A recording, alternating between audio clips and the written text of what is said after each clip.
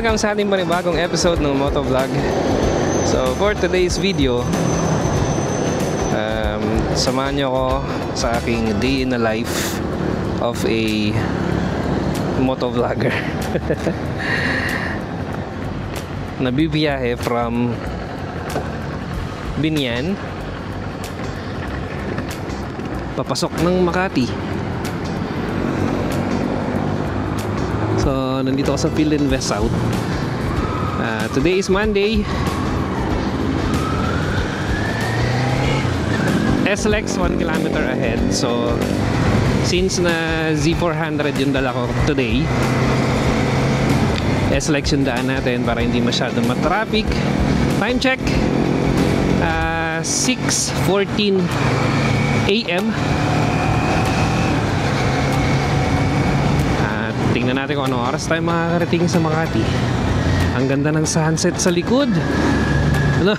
Sunset. Ang ganda ng sunrise. Umaga yan, no? Sunset agad. Ganda ng sunrise sa likod. So nandito na tayo sa Carmona, sa Arco ng Carmona, Cavite.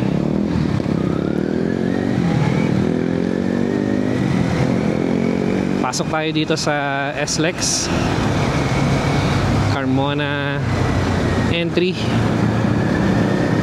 then labas tayo dun sa Magallanes, Nichols.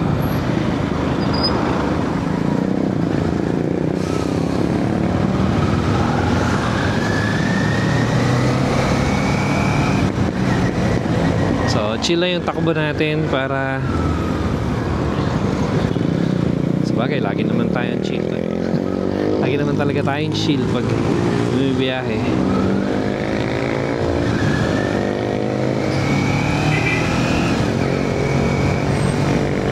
So yung downside lang nito, syempre magbabayad ka sa toll fee, and mas malaki yung displacement ng motor, ang gastos rin sa gas.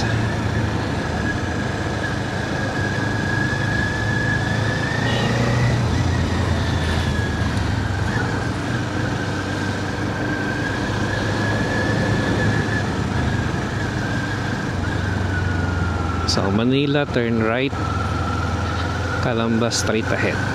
Yan.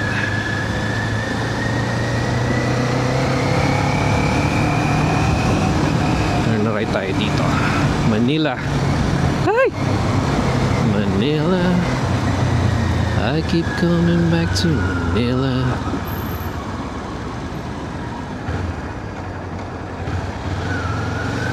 Pass through.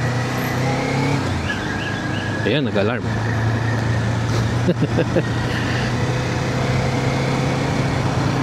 Alright.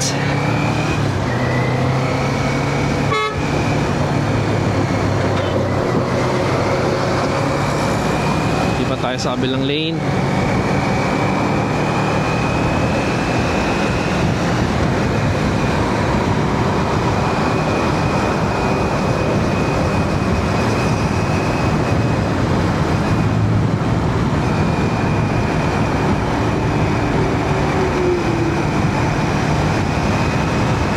Ganda ng panahon. Splash Island dito sa left. Sa tinagal-tagal ko nagtatrabaho dito sa tinagal-tagal kong nag-i-stay dito sa Laguna. Hindi pa ako nakakaligo dyan sa Splash Island kahit sobrang lapit lang dito.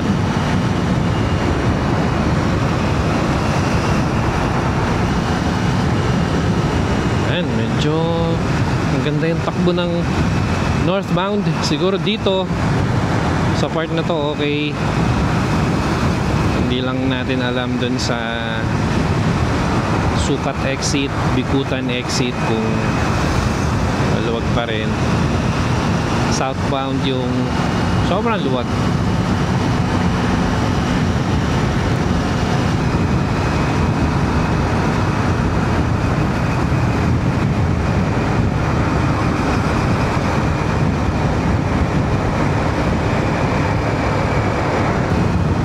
So madalas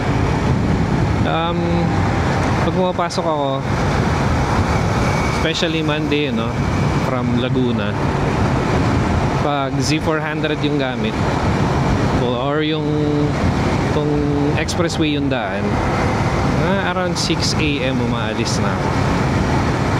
Medyo mahaba yung allowance ko for travel na especially Monday. So syempre experience ko na kasing malis ako ng around 7, yung pasok ko is 8, malis ako 7, wala, hindi kinaya. May mga araw na hindi kinakaya yung isang oras lang na travel.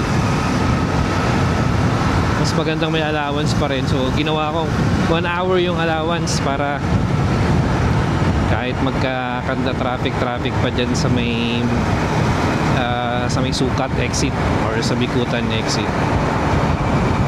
okay lang. Ito pala yung Alaska. Ang bango, amoy ano,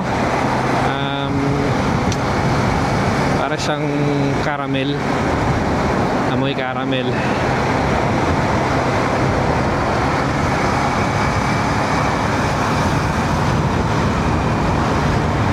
So yun nga pala sa upcoming na long ride ko, baka ito na lang yung gamitin ko. Kailangan ko lang ng mga backup batteries para makapag-vlog tayo. Medyo mahaba-habang biyahe yun. Pag-isip-isip ko lang na ito na lang yung gagamitin ko, since na ilang beses ko na rin nabiyahe si PCX ng mahaba-haba, long ride. So para hindi naman magtampo yung Z400, baka yun na lang yung gamitin, baka ito na lang yung gamitin ko para naman ma-experience din natin, or para ma-vlog din natin yung travel na gamit yung Z400. Kung ma-measure out natin kung ilang oras tayo makakarating, kung ano yung magiging experience natin sa long ride na yun gamit yung Z400 yun. Yung claim ni Kawasaki nasa 27, pag long ride nasa 27 kilometers per liter. So medyo malayo, no? Halos kalahati ng yung difference. So tingnan natin kung mas may ititipid pa yung Z400.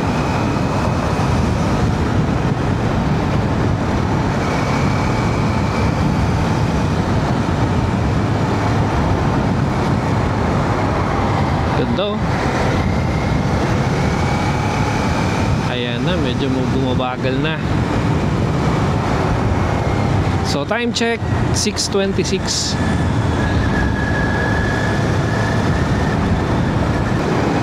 Medyo mabagal na tayo. 6:28 in the morning.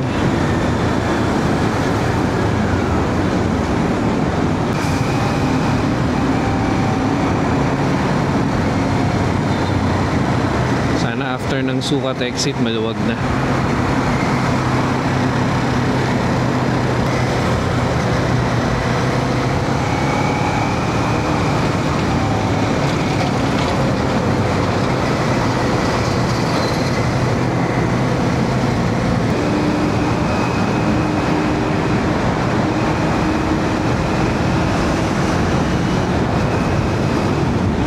Okay,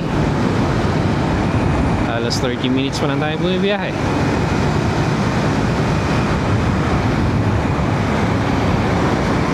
Minutes.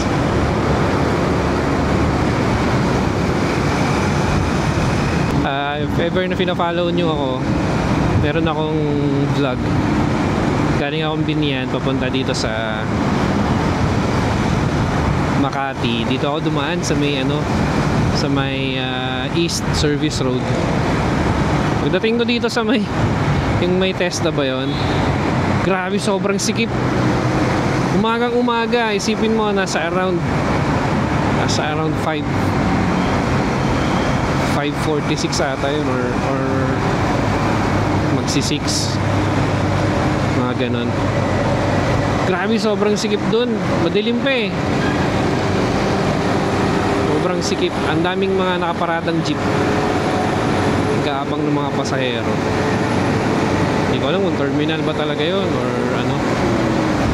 Sobrang dami na mga bumibiyahe. Nagsiksika na dun. Kasi parang naging terminal na ng mga jeep.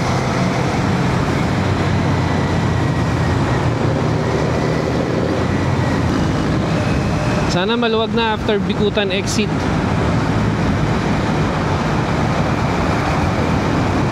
Medyo maluwag na. Okay, sana sufficient pa yung load natin. Hindi ko napansin eh. Pa tayo dito.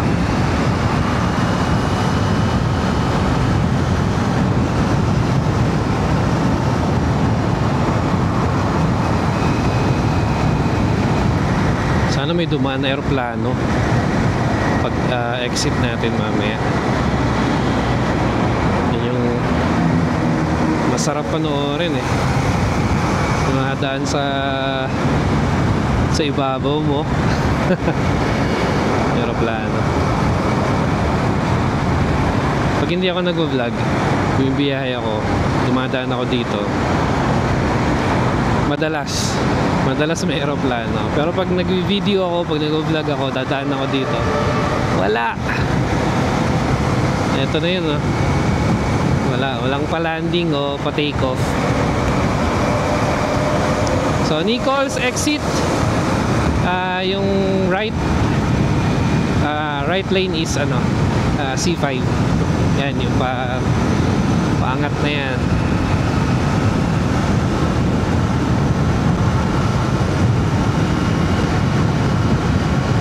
Walang aeroplano. My gosh.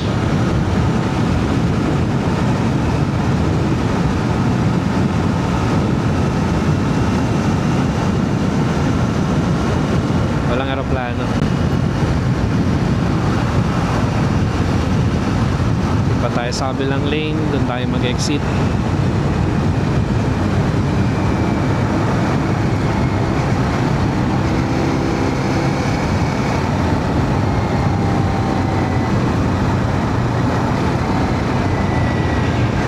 Yun, may aeroplano kaso lagpas na tayo. Ano ba yan? Ayun, oh. Dapat pala na late tayo ng konti. Mabuhay. Bumukas ka na. What the heck? Hindi bumukas.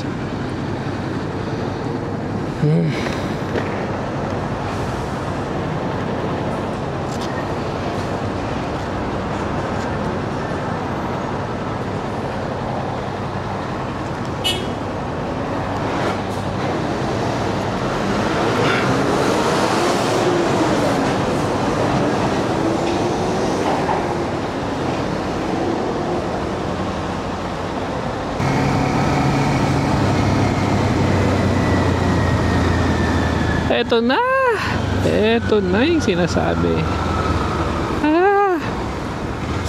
Wala na, sobrang sikip. Eto na, dito na yung simula ating journey papunta sa Makati.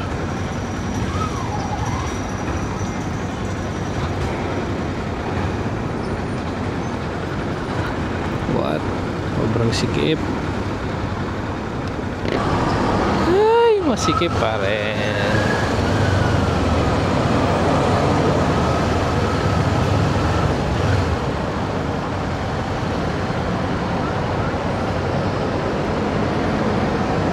Alright, so dito tayo sa right lane, inner right, para pasok tayo ng EDSA. So time check, it's 6:47. More than 40 minutes na tayo bumibiyahe.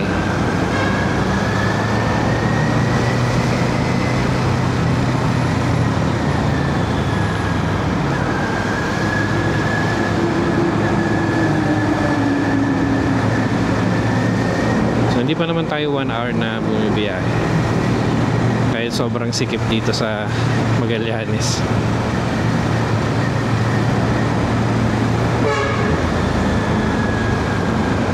Buti itong lane na to, nagbibigay sila ng konting gap para sa mga motor. Ayan, ito yung pinaka right, hindi nila sinasakop yung buong inner right.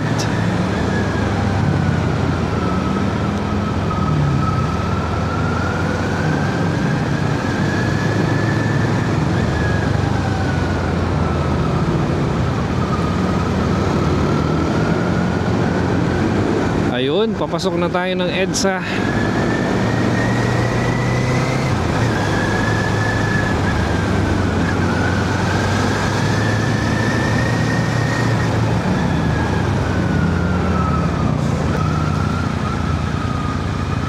Alright, nandito na tayo sa gate 3 Magallanes.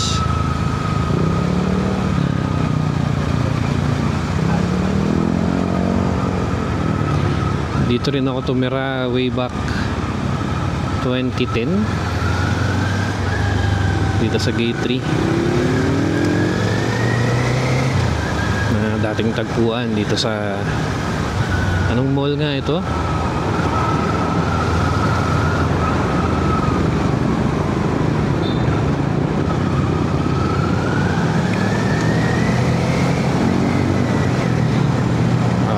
Alright,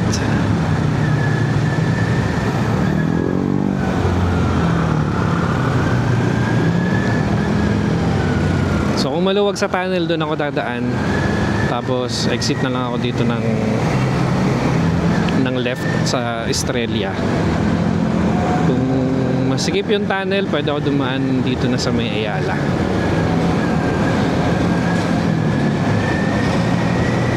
So tingnan natin kung saan papabor yung tadhana.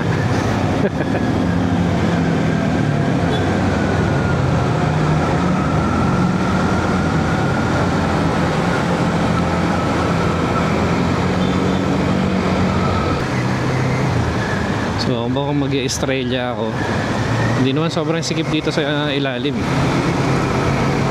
Baka mag-Estrella ako kasi hindi naman sobrang bagal dito sa tunnel. Doon na lang tayo. Doon kasi sa Ayala, marami pang stoplight, maraming traffic lights. Dito tuloy-tuloy lang.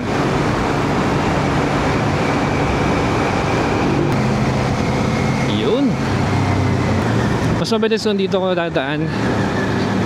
So iiwasan natin yung mga stoplight dun sa Ayala. Alright, so Rockwell, dito tayo sa may left side. Kakaliwa tayo dito sa Rockwell. So time check is 8:06:54 ng umaga. Alas mag-iisang oras na tayo bumiyahe. Mag-iisang oras na tayo bumibiyahe. And napakaganda ng sikat ng araw. Ayan, no?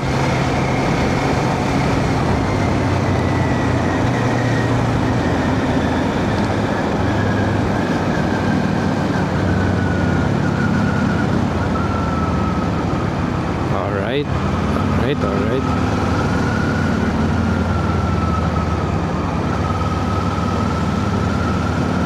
Yun.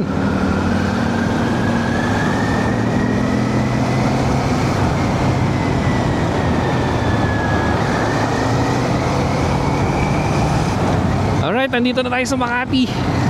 And kung umabot kayo sa part ng video to, maraming salamat sa pagsama papunta dito sa Makati, papunta dito sa Makati mula Binian. So meron tayong halos 1 hour na biyahe. So depende sa traffic yun, ano? Depende sa traffic situation. So yung dinaanan natin is expressway, SLEX, gamit yung Z400. Naabot tayo ng 1 hour na biyahe. Nandito na ako sa Pantaleon Bridge. Mag-U-turn na lang ako doon sa kabila. So maraming salamat sa pagsama. Maraming salamat sa panonood. And I'll see you